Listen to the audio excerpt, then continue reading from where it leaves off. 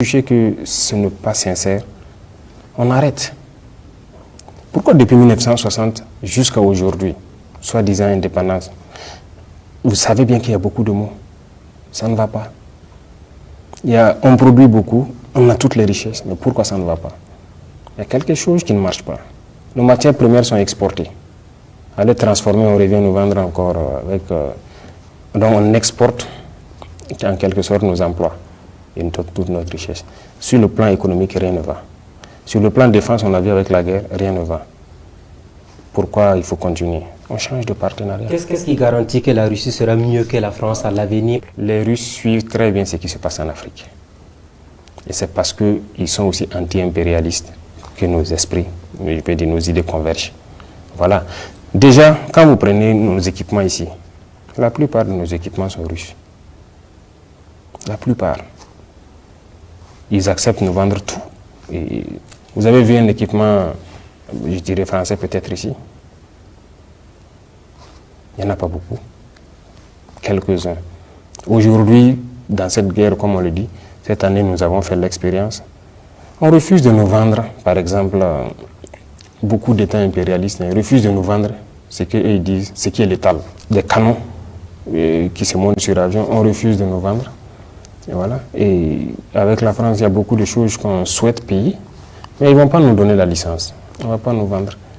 Et même avec les Américains, on a eu des soucis. Donc, les terroristes doivent avoir une arme, ils nous tirent dessus. Bon, nous, on ne doit pas avoir ce qui tue. C'est des gaz lacrymogènes, c'est autre qu'on peut nous vendre. Je ne sais pas. Si nous sommes en guerre et que nous avons des populations qui meurent, on veut se défendre, et vous refusez de nous vendre ce qui est létal, vous n'êtes pas nos amis. Monsieur le Président, on va parler des réformes politiques et institutionnelles. Alors, à quand la levée de la suspension des activités des partis politiques? Ce qui a conduit donc à entreprendre ces actions. Le peuple a bien voulu, depuis ce jour, nous confier donc la destinée de cette nation, chose que nous assumons pleinement. Certes, ce n'était pas l'objectif, comme vous l'avez signifié, mais la mission est sacrée, on nous l'a confiée et nous avons juré de mener à bien cette mission. Donc, on se sent de plus en plus réconforté tant que le peuple est avec nous et cette mission, on va la mener à bien. Les derniers événements, Monsieur le Président, c'était les 26 et 27 septembre, avec notamment ce qui s'est passé au Burkina Faso. Vous avez fait un tweet en disant « Je rassure de ma détermination à conduire la transition à bon port, en dépit de l'adversité des différentes manœuvres. » Alors, comment vous vivez ces événements, ces multiples rebondissements contre votre pouvoir? Il faut d'abord signifier que, comme je dis, l'itinéraire emprunté est difficile. Nous avons une lutte à mener contre l'impérialisme. Et l'impérialisme, ce n'est pas uniquement ceux qui sont à l'extérieur, c'est surtout les valeurs locaux sur place. Ce sont des choses que nous vivons depuis le premier jour. Mais bon, on s'était dit que c'est logique. Lorsque nous nous sommes révoltés, 2 mois, 3 mois, certains peuvent ne pas être contents. Jusqu'à 6 mois, on observait. Mais à un moment donné, il faut que les gens arrêtent. Ça continue, on a mis en garde plusieurs fois. Et ben, on ne peut pas concevoir qu'un an après que le peuple ait choisi son itinéraire, que nous sommes dans une nouvelle configuration, que des gens s'opposent à cela. Est-ce à dire que c'est la tolérance zéro désormais contre toute personne qui s'aventurerait à déstabiliser votre pouvoir? Ne dites pas notre pouvoir, je dirais toute personne qui voudrait, c'est-à-dire se mettre en travers de la marche de ce peuple-là. Il n'y aura pas de sentiment. Ça, c'est terminé. Nous avons assez sensibilisé, nous avons assez parlé aux gens. Et voilà. Ce n'est pas comme si on ne les connaît pas, nous les connaissons. Certains sont venus ici, nous les avons dit, on vous flatte. L'impérialisme n'a pas d'amis. Peut-être que certains se sentent obligés parce qu'ils ont peut-être des serments qu'ils ont prêtés avec les impérialistes et il les faut aller au bout. C'est fini. C'est fini. Monsieur le Président, des sous-officiers, des officiers aujourd'hui, est-ce que toutes ces arrestations ne montrent pas qu'il y a un malaise au sein de notre armée au Burkina Faso? Pas de malaise. Ce sont des individus manipulés. Voilà. Il n'y a pas de malaise. Les hommes se battent au front. Il n'y a aucun malaise. Et si vous regardez ceux qui sont dans ces situations-là, ce n'est pas forcément des gens venus du front. Donc des Burkinabés se battent. On ne peut pas concevoir que d'autres qui sont à l'arrière, ils se permettent de rentrer dans certains projets. Et en fait, il faut reconnaître que les impérialistes, ils sont très malins. ils peuvent prendre quelques individus avec qui ils traitent, et ces individus se sentent obligés d'aller au bout parce qu'ils sont menacés aussi. S'ils ne vont pas au bout, c'est qu'ils ont pris ou bien les serments qu'ils ont prêtés avec eux, ils auront des problèmes. Mais ils vont embarquer d'autres personnes dedans. C'est peut-être que les gens soient intelligents. Mais voilà, il n'y a pas de problème majeur. Tout le monde ne sera pas d'accord, mais ça fait partie. Excellence, l'un des gros sujets d'intérêt pour la population, c'est bien la question sécuritaire, la sécurité et la défense. Une année après, le Burkina qui continue d'essuyer de lourdes attaques, comme on l'a vu à Conakry il y a quelques semaines. Alors, 53 morts, ce fut énorme, Monsieur le Président. On aimerait un peu comprendre ce qui s'est réellement passé. Les batailles, il y a des morts. Mais 53, on trouve ça trop. Sûrement que quelque chose n'a pas fonctionné. Les enquêtes sont en cours aussi. S'il y a des choses qui n'ont pas fonctionné à notre niveau, qu'on puisse régler ça rapidement. Mais il faut reconnaître que Combri, c'était une action audacieuse. C'était très audacieux parce que c'est une zone qui a été abandonnée, qui était sous contrôle terroriste. Donc, vous savez très bien, depuis 2021, personne n'y a mis pied. Il faut y aller. Toutes ces zones où on est absent depuis des années, nous allons y aller. Ce seraient des batailles très dures, il faut s'y attendre, mais nous sommes là pour ça. Il faut qu'on y aille. Alors pour rester dans cette région, Tangay c'est une des communes rurales qui a été reconquise il n'y a pas très longtemps, avec à la clé l'installation d'une base militaire et même le retour des populations. Sur le terrain, vous pourrez le constater. Voilà. Il y a des choses même que nous voyons souvent qui ne nous plaisent pas forcément. Parce qu'il arrive que certains communiquent, on a reconquis tel village, les gens ont rejoint. Peut-être que d'autres personnes contestent ça, notamment sur vos plateaux télé. Mais ça constitue des victoires pour vous. C'est symbolique en termes de victoire pour vous, naturellement. Je suis d'accord, oui. Mais vous voyez ce qui se passe. Lorsqu'il y a ce débat-là, d'autres disent oui, c'est reconquis, d'autres disent non. Les villageois se mettent à se filmer eux-mêmes dans leur village pour prouver que c'est reconquis, les voilà au marché, ainsi de suite. Bon, nous, dans notre stratégie, je dirais, ça ne nous plaît pas trop. Nous voulons que ça... Ceux qui veulent le constater, ils peuvent aller sur le terrain. Il y a des zones aujourd'hui, vous partez, vous circulez. Donc c'est mieux que les gens aillent constater. Mais on ne veut pas que les gens s'exposent en se filmant et puis en montrant. Le Premier ministre a dit il y a quelques mois qu'on était à 60% de couverture du territoire. Quelques mois plus tard, nous sommes à 1 an de votre pouvoir, du MPSR2. Vous pouvez quand même donner une idée de la reconquête du territoire burkinabé à l'ensemble des citoyens qui nous regardent. Il n'y a pas cette partie du Burkina où nous ne pouvons pas mettre pied. Les populations de Djibo, de Dori qui nous regardent diront nous sommes sous blocus, il faut des convois pour venir vers nous. Oui, même si demain nous sommes à 100%, on fera peut-être des escortes, on va protéger nos itinéraires. Parce que c'est une guérilla, c'est une guerre.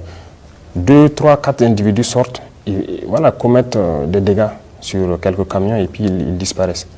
Et voilà, donc on va toujours protéger nos itinéraires, on va toujours escorter nos commerçants et tous ceux qui se déplacent. Alors l'une des plaintes, c'est le temps que ça met. Je prends l'exemple de la ville de Nouna qui a été ravitaillée rien que le mardi, mais là on a mis pratiquement 1 mois pour ravitailler cette localité-là. Bon, peut-être le délai est dû peut-être aux conditions du terrain. Avec la saison, peut-être c'est pas facile.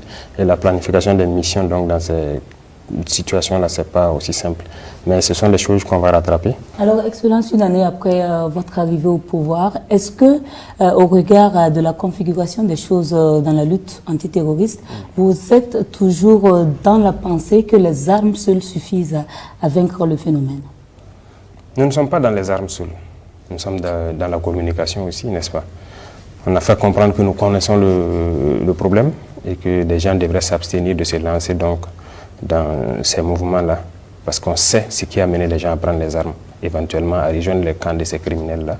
Ça, c'est de la communication. On a assez communiqué pour les dire, de se soustraire de cette lutte-là, parce que nous savons ce qui a amené ça. Voilà. On a sensibilisé beaucoup, ça fait une partie. Les armes, ça fait bien sûr partie, mais il y a le développement aussi.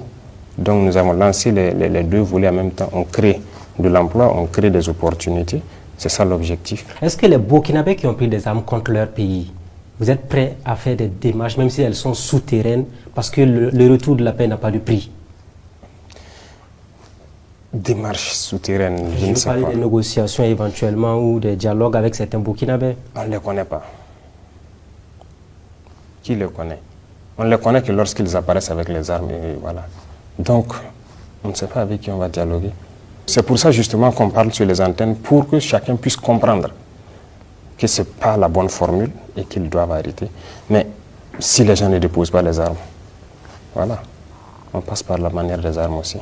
Alors, il y a environ 5 mois, vous disiez que la guerre est... De la question de la solidarité africaine que vous êtes en train d'évoquer, la question fondamentale qui se pose, c'est est-ce que nous avons véritablement ces moyens d'aller au secours du Niger? Est-ce que nous ne sommes pas nous-mêmes déjà suffisamment affaiblis? Est-ce que nous avons les moyens, y compris en hommes, en finances et en vivres?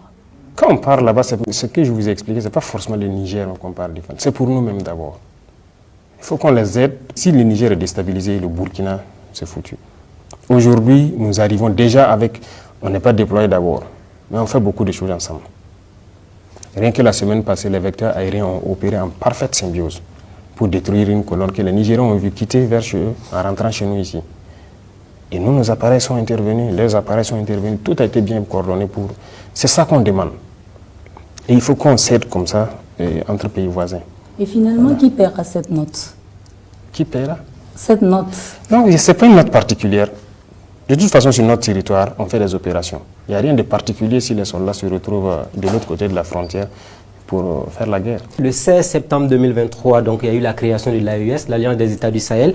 Est-ce là un processus vers la fin de la CEDEAO ou le retrait de ces 3 pays de la CEDEAO pour une certaine autonomie?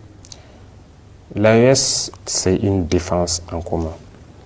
Nous avons décidé d'unifier nos espaces. Aujourd'hui, peu importe la situation au Niger, aussi au Burkina ou au Mali, on peut bénéficier l'un comme l'autre du soutien de ce partenariat-là. Donc c'est ça d'abord le plus important pour nous, parce que nous, ce qui nous préoccupe, c'est la question de sécurité, nous sommes en guerre, et c'est ça qui nous préoccupe d'abord. Le reste, ça viendra. La CEDEAO et l'AES? La CEDEAO est là. Jusqu'à preuve de contraire, on n'a pas quitté la CEDEAO. Mais l'AES est une alliance de défense. Que peut-on retenir de l'état de nos relations avec la Côte d'Ivoire lors des changements intervenus au Niger et avec les différentes décisions de la CEDEAO? On a vu 2 pays qui ont adopté des postures totalement différentes. Il n'y a pas de problème particulier. Je pense que même demain, les peuples burkinabés et ivoiriens, on est ensemble. Il n'y a aucun problème. Mais les politiques peuvent différer, comme sur ce cas précis où ils ont décidé, les politiciens ont décidé une certaine posture. Nous sommes dans une certaine posture. Mais de toute façon, voilà, chacun réfléchit. Le souci, c'est la population qui paye le coût, qui prend le coût. Jusqu'à preuve de contraire, ça n'affecte pas la population. Je pense que certains pays ont décidé d'aller intervenir au Niger. Ouais, ils peuvent y aller. Ça n'affecte pas la population. Nous avons aussi décidé de protéger nos frères nigériens. Donc, on va renforcer leur armée en cas d'agression. Voilà, c'est le peuple nigérien que nous... Parce que lorsqu'il y a une agression armée, il y a forcément des dommages. Et voilà pourquoi nous disons que nous soutenons l'armée du Niger pour protéger leur population, parce que c'est leur mission principale.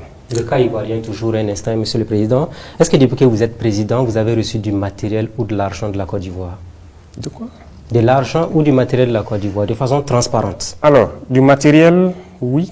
Il était question de faire une opération à nos frontières communes.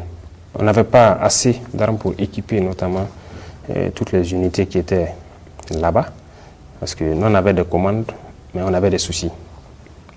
C'est en ce moment, je pense que les autorités ivoiriennes ont décidé de nous venir en appui.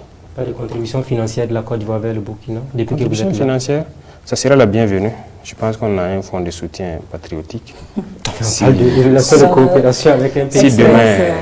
Est-ce que vous pouvez nous dire qu'il n'y a pas de nuage entre les autorités burkinabées et celles de la Côte d'Ivoire de façon pragmatique? Nous avons vu certaines sorties et nous essayons nous-mêmes de comprendre. Jusqu'à preuve de contraire, je ne pense pas que les autorités burkinabées ont fait des sorties pour agresser verbalement ou quoi que ce soit les autorités ivoiriennes. Mais nous avons vu par contre des sorties d'autorités ivoiriennes. On a vu les sorties du président de l'Assemblée, on a vu beaucoup d'autres choses qui malheureusement ont parlé du Burkina négativement, mais nous n'avons pas répondu. Voilà, parce que nous avons jugé que c'est des opinions d'individus, mais ce n'est pas l'opinion du peuple ivoirien. Voilà, donc on a décidé, mais jusqu'à preuve de contraire, ici, il n'y a pas une seule autorité qui a fait une sortie parlant de la Côte d'Ivoire. Une lucane sur les Burkinabés qui vivent en Côte d'Ivoire. Vous, en tant que président, est-ce que vous avez un message à leur adresser? Parce que beaucoup sont intéressés à rentrer au pays pour lutter, pour défendre le territoire ou encore financièrement apporter leur contribution. Beaucoup sont déjà rentrés, Oui. qui sont sur le terrain. Et, comme vous dites, financièrement, beaucoup ont contribué. Beaucoup continuent d'envoyer leur contribution à travers le fonds. Et il n'y a pas longtemps, les opérateurs ivoiriens sont venus ici, même, ils ont fait un congrès, ils ont contribué.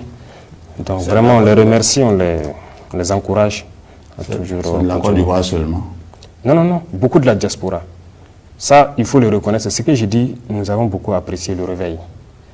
Le réveil, voilà, l'éveil de conscience et tout. Les gens aiment leur pays, ils aiment leur patrie, et peu importe où ils sont, ils pensent toujours au pays. Ça, moi, j'ai beaucoup apprécié. Et cette année seulement, si vous comptez le nombre de fois, ceux de la diaspora qui ont eu des congrès ici, c'était vraiment très bien. Et à chaque fois, ils viennent et ils contribuent. Donc, ce n'est pas la Côte d'Ivoire seulement, tous les Burkinabés de l'extérieur, on les salue. Monsieur le Président, quelque fait marquant de notre diplomatie, c'est la cristallisation des relations entre le Burkina Faso et la France et notre rapprochement avec la Russie.